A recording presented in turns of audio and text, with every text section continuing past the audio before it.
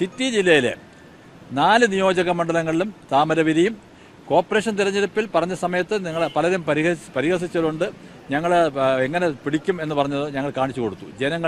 ഞങ്ങൾ അംഗീകരിച്ചു, ജനങ്ങൾ ഞങ്ങളെ സ്വീകരിച്ചു. അതിൻ്റെ തുടർച്ചയായിട്ട് തന്നെയാണ് തിരുവനന്തപുരത്ത് സംഭവിക്കാൻ പോണത്, കേരളത്തിന് സംഭവിക്കാൻ പോകുന്നത്.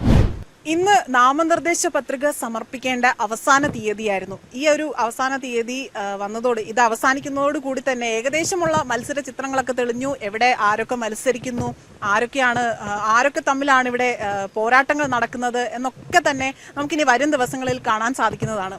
എനിക്ക് തോന്നുന്നു നേമം, വട്ടിയൂർക്കാവൊക്കെ തന്നെ ബി ജെ പിക്ക് ഒരുപാട് നേട്ടം കൊയ്യാൻ പറ്റുന്ന ഒരു മണ്ഡലം കൂടിയാണ്.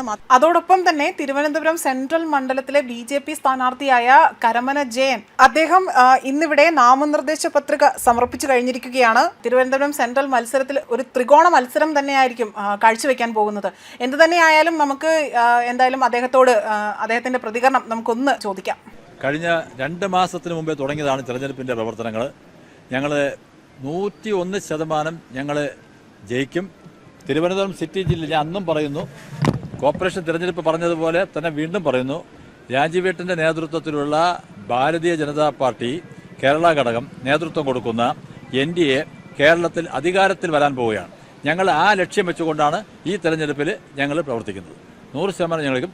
സിറ്റി ജില്ലയിലെ 4 നിയോജക മണ്ഡലങ്ങളിലും താമരവിരിയും കോർപ്പറേഷൻ തിരഞ്ഞെടുപ്പിൽ പറഞ്ഞ സമയത്ത് നിങ്ങൾ പലരും പരിഹസിച്ചതുകൊണ്ട് ഞങ്ങൾ എങ്ങനെ പിടിക്കും എന്ന് പറഞ്ഞത് ഞങ്ങൾ കാണിച്ചു കൊടുത്തു. ഞങ്ങൾ അംഗീകരിച്ചു, ജനങ്ങൾ ഞങ്ങളെ സ്വീകരിച്ചു. അതിൻ്റെ തുടർച്ചയായിട്ട് തന്നെയാണ് തിരുവനന്തപുരത്ത് സംഭവിക്കാൻ പോണത്, കേരളത്തിന് സംഭവിക്കാൻ പോകുന്നത്. നിങ്ങൾ ഈ കോസ്റ്റൽ ഏരിയ എന്ന് പറയുമ്പോൾ ഒരു കാലഘട്ടത്തിലൊക്കെ കോസ്റ്റൽ ഏരിയയിൽ BJP ഇല്ലാതെ സത്യമാണ്. ഞാൻ ഇന്നലെ വെട്ടുകാട്, ശംഖുമുഖം, വലിയതുറയൊക്കെ പോയ സമയത്ത് അവിടെ 100 കണക്കിന് BJP പ്രവർത്തകരാണ് കോസ്റ്റൽ മേഖലയിലുള്ള പ്രവർത്തിക്കുന്നത്. കഴിഞ്ഞ കോർപ്പറേഷൻ തിരഞ്ഞെടുപ്പിൽ ഞങ്ങൾ എല്ലാ വാർഡുകളിലും സ്ഥാനാർത്ഥി നിർത്തിയിരുന്നു. ഞങ്ങൾക്ക് കാര്യമായ വോട്ട് മുന്നേറ്റം നടത്താൻ സാധിച്ചു.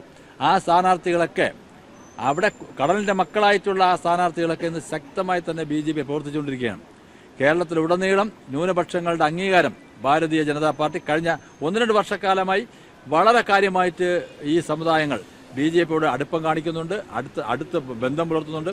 അവരുടെ നീറുന്ന പ്രശ്നങ്ങൾ 2024 രാജീവേട്ടൻ ലോകസഭയിൽ മത്സരിക്കാൻ വരുന്ന സമയത്ത് നമ്മളെ നമ്മളെ ഈ കോസ്റ്റൽ ഏരിയയിൽ അവിടെ സന്ദർശിക്കുകയും വോട്ട് അഭ്യർത്ഥിക്കുകയും ചെയ്തിരുന്നു. പക്ഷേ അദ്ദേഹം കൊടുത്തിട്ടുള്ള വാക്ക് ഓരോ പരാതിയും നിവേദനങ്ങൾ വരുന്ന സമയത്ത് കൃത്യമായും ഇന്നും അദ്ദേഹം രാജീവേട്ടൻ ഇടപെട്ട് പ്രശ്നങ്ങൾ പരിഹരിക്കുന്നുണ്ട്.